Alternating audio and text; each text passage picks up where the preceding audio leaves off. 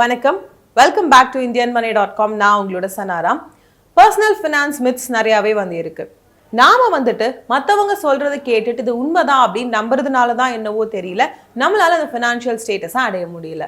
So இன்னைக்கு இந்த வீடியோவில் நான் அந்த மாதிரி இருக்கிற ஒரு 5 மித்ஸ் சொல்ல போறேன். இது இப்படி கிடையாது அப்படின்னு சொல்லிட்டு. ஸோ அது என்னென்ன அப்படின்றத ஒன் பை ஒன் பார்க்கலாம். ஃபர்ஸ்ட் ஒன் என்ன அப்படின்னு பார்த்தோம்னா, ஃபினான்ஷியல் பிளானிங் ரொம்பவே காம்ப்ளெக்ஸான ஒரு விஷயம், எனக்கு அது வேண்டாம் அப்படின்னு நிறைய பேர் சொல்லுவாங்க. அது காம்ப்ளெக்ஸான விஷயம் கிடையவே கிடையாது. எப்படி நம்ம ஸ்விம் பண்ணுறதுக்கு நாம ஒரு ஸ்விம் சூட் வாங்கணும், ஒரு ஸ்விம்மிங் கிளாஸ் போகணும், போய் கற்றுக்கணும், நம்ம டைம் ஸ்பெண்ட் பண்ணணும், இவ்வளோ விஷயம் நம்ம செய்கிறோம். அந்த பொறுமையும் வேணும், அந்த எஃபர்ட்டும் வேணும், அந்த ஒரு டெடிகேஷனும் வேணும். இருந்துச்சுன்னா தான் ஸ்விம் பண்ண கற்றுக்க முடியும்.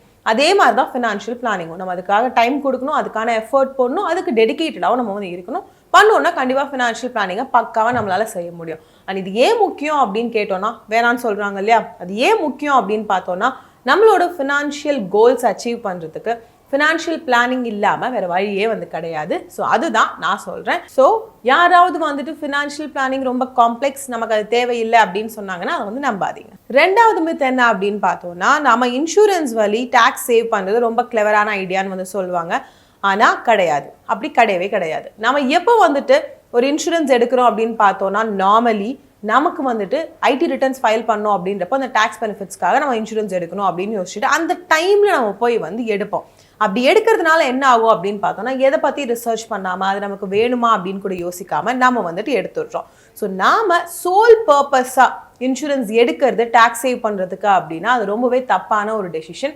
நிறைய இன்ஸ்ட்ருமெண்ட்ஸ் இருக்குது நம்ம யூஸ் பண்ணி டேக்ஸ் சேவ் பண்ணிக்கிறதுக்கு. ஸோ அந்த ரிசர்ச் கண்டக்ட் பண்ணணும். அந்த இயர் ஃபுல் நமக்கு இருக்கும், என்ன பண்ணணும், நம்மக்கிட்ட என்னென்ன இருக்குது, எங்கெல்லாம் நமக்கு டேக்ஸ் பே பண்ண வேண்டியதாக இருக்கும், எப்படிலாம் சேவ் பண்ணலான்ற ரிசர்ச் கண்டக்ட் பண்ணிவிட்டு அதுக்கான இன்ஸ்ட்ருமெண்ட்ஸ் எடுக்கணுமே தவிர இன்சூரன்ஸை அதுக்காக எடுக்கக்கூடாது அப்படின்றது தான் என்னோட ரெண்டாவது விஷயம். மூணாவது மித், ஈக்விட்டியில் இன்வெஸ்ட் பண்ணுறது ரொம்பவே ரிஸ்கி சொல்லுவாங்க.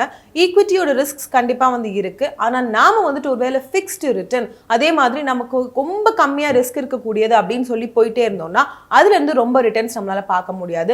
அட் டைம்ஸ் பார்த்தோம்னா நமக்கு ரொம்ப கம்மியான ரிட்டர்ன்ஸும் கிடைக்கிறதுக்கான சான்சஸ் இருக்குது. ஆனால் ஈக்விட்டி அப்படின்னு போகிறப்போ நமக்கு இன்ஃப்ளேஷன் பீட் பண்ணி கிடைக்கக்கூடிய ரிட்டர்ன்ஸ் இருக்கும். பட் ஸ்டில் நம்ம ஞாபகம் வச்சுக்கணும், ரிஸ்க் கண்டிப்பாக அங்கே இருக்குது. ஸோ நம்ம ஈக்விட்டி இன்வெஸ்ட்மெண்ட் அப்படின்னு சொல்லி ஒரு டெசிஷன் எடுக்கிறப்போ நம்ம கண்டிப்பாக நம்மளோட லைஃப் கோல்ஸ் என்ன, எந்த கோலை இதோட லிங்க் பண்ணியிருக்கோம், நம்ம ரிஸ்க் அப்படைட் என்ன அப்படின்றதெல்லாம் தெரிஞ்சுட்டு தான் ஈக்விட்டியில் இன்வெஸ்ட் பண்ணணும். அண்ட் இன்னொரு விஷயம் என்ன அப்படின்னு பார்த்தோம்னா, எல்லாத்தையும் ஒரே இடத்துல இன்வெஸ்ட் பண்ணணும் அவசியம் கிடையாது இல்லையா. நம்ம கிட்ட பைசா இருந்ததுன்னா அங்கே இங்கே டைவர்சிஃபை பண்ணி நம்ம இன்வெஸ்ட் பண்ணிடணும். அண்ட் இன்வெஸ்ட்மெண்ட் அப்படின்னு வரப்போ கண்டிப்பாக அந்த டைவர்சிஃபிகேஷன் தான் ரொம்ப முக்கியம். அண்ட் ஈக்விட்டி அப்படின்றது நம்ம பண்ணணும். ஏன்னா நான் சொன்ன மாதிரி அந்த இன்ஃப்ளேஷன் பீட் பண்ணி நமக்கு கிடைக்கக்கூடிய ரிட்டர்ன்ஸ் ஆகட்டும், இன் ஃபியூச்சர் லாங் ரன்ல நமக்கு நல்ல ரிட்டர்ன்ஸ் கூடியதாகட்டும், அது ஈக்விட்டி அப்படின்னு கண்டிப்பாக நம்ம எல்லாருக்குமே தெரியும். ஸோ ஒரே இடத்துல அந்த ஃபிக்ஸ்டு ரிட்டர்ன் போதும் அப்படின்னு சொல்லி ஸ்டக் ஆகிடக்கூடாது. ஸோ யாராவது நம்ம கிட்ட ஈக்விட்டி ரொம்ப ரிஸ்கி அதனால பண்ணாதீங்கன்னு சொன்னால் பண்ணலாம். எந்த அளவு நம்மளால பண்ண முடியுமோ அந்த அளவு நம்ம பண்ணலாம் அப்படின்றதான் விஷயம். ஸோ இது நம்மளோட தேர்ட் பாயிண்ட். ஃபோர்த் பாயிண்ட் என்ன அப்படின்னு பார்த்தோம்னா, பர்சனல் லோன் கிடைக்கிறது கஷ்டம்னு சொல்லுவாங்க. பர்சனல் லோன் கிடைக்கிறது ரொம்ப ஈஸி.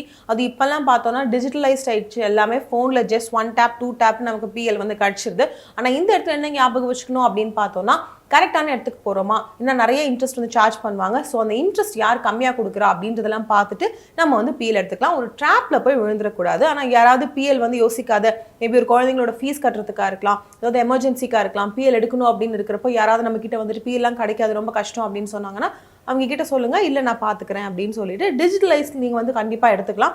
இப்போ எல்லாமே ஈஸியாக அவைலபிளாக இருக்குது. பெரிய டாக்குமெண்டேஷன்லாம் இல்லாமல் ப்ரொவைட் பண்ணுறாங்க. ஸோ நம்பக்கூடிய ஆப் யூஸ் பண்ணிவிட்டு நீங்கள் பிஎல் எடுக்கலாம். அஞ்சாவது மித் என்ன அப்படின்னு பார்த்தோம்னா, ஃபினான்ஷியல் பிளானர் தேவையில்லைன்னு சொல்லுவாங்க.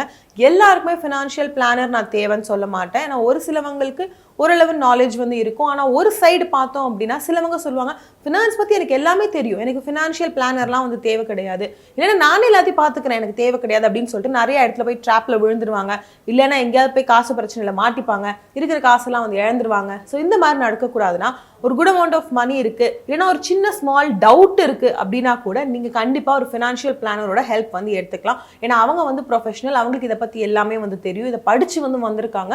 ஸோ நமக்கு தெரியாத ஒரு விஷயத்தை தெரிஞ்சுக்கிறது தப்பே கிடையாது. அண்ட் நீங்கள் ஃபினான்ஸ் பற்றி இன்னும் நிறையா கற்றுக்கணும்னு நினச்சிங்கன்னா லிங்க் இருக்கு இல்லையா, அதை கிளிக் பண்ணிக்கோங்க. உங்களுக்கு ஃபினான்ஷியல் ஃப்ரீடம் ஆப்போட லிங்க் தான் கொடுத்துருக்கோம். ஸோ நீங்கள் கிளிக் பண்ணி ரெஜிஸ்டர் பண்ணிக்கிட்டீங்க அப்படின்னா உள்ள ஃபினான்ஸ் ரிலேட்டட் கோர்சஸ் நிறையா இருக்குது. இன்வெஸ்ட்மெண்ட் ரிலேட்டட் கோர்சஸ் இருக்குது, லோன் ரிலேட்டட் கோர்சஸ் இருக்குது, அக்ரிகல்ச்சர் ரிலேட்டட் கோர்சஸ் இருக்குது. ஸோ நீங்கள் அந்த லிங்க் கிளிக் பண்ணி ரெஜிஸ்டர் பண்ணிக்கோங்க. ஃபினான்ஸ் பற்றி கற்றுக்கோங்க நிறையா. நீங்கள் கற்றுட்டு மற்றவங்களுக்கும் சொல்லிக் கொடுங்க. ஏன்னா ஃபினான்ஸ் பற்றி நம்ம எல்லாருமே வந்து படிக்கணும். Because day to day life நம்ம ஓடுறதுக்கு ரீசன் என்னன்னு பார்த்தோன்னா காசு சம்பாதிக்கிறதுக்கு தான். சம்பாதிச்ச காசை கரெக்டாக மெயின்டைன் பண்ணுறதுக்கும் சரி, அதை டபுள் ஆகிறதுக்கும் சரி, கண்டிப்பாக இந்த ஆப் உங்களுக்கு யூஸ்ஃபுல்லாக இருக்கும். ஸோ இந்த நோட்டோட இந்த வீடியோவை நான் முடிச்சுட்டு கிளம்புறேன். அடுத்த வீடியோவில் திரும்ப பார்க்கலாம். அது வரைக்கும் நீங்கள் அவங்களை நல்லா பார்த்துக்கோங்க. நன்றி, வணக்கம்.